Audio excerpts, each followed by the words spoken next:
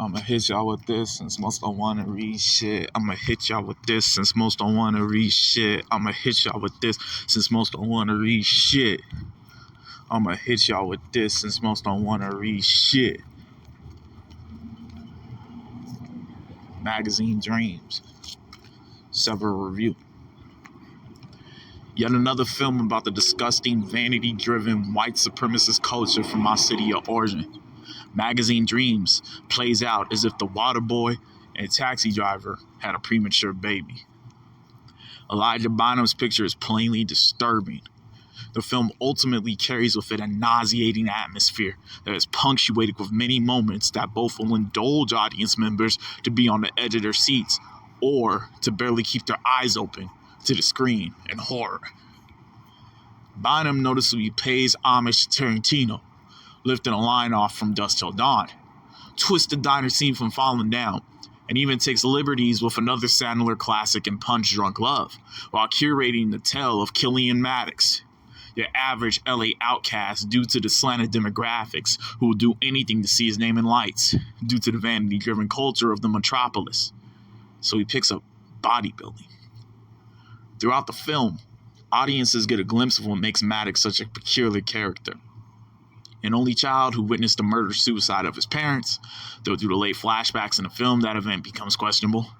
This dude is a bag boy at a Super A Foods, a familiar grocery chain for Angelinos, who spends his time taking care of his "I only voted for the Dems because I need Medicaid" grandfather, and abusing search engines to figure out how to get people to like him.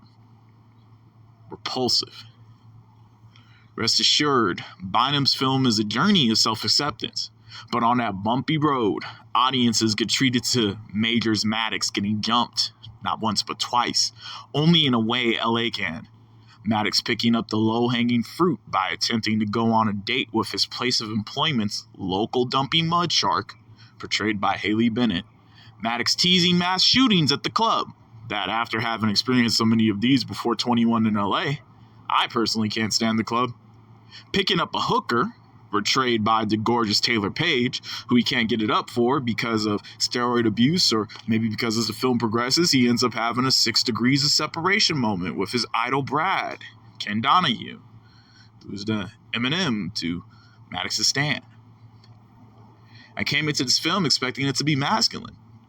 Instead, this was yet another film about a black U.S. male who was reduced to infancy and emasculated in degrees of homoeroticism, despite his otherwise chosen macho profession.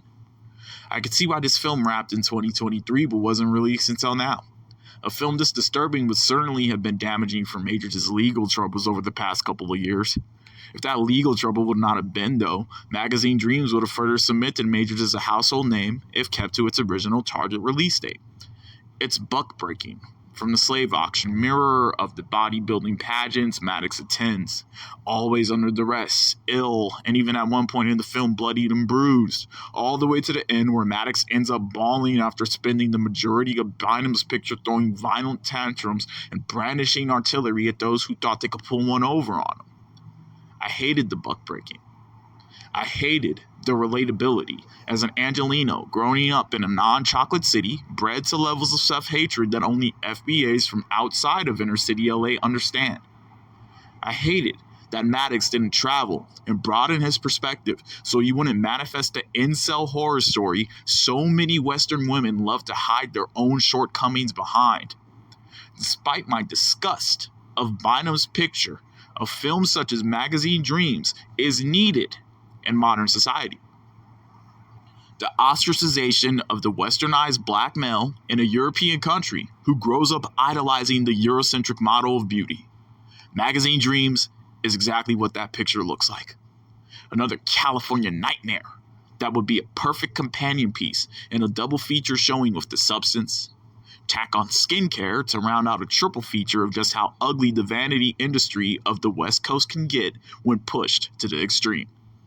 Western women point to Travis Bickle being a red flag favorite movie character for men.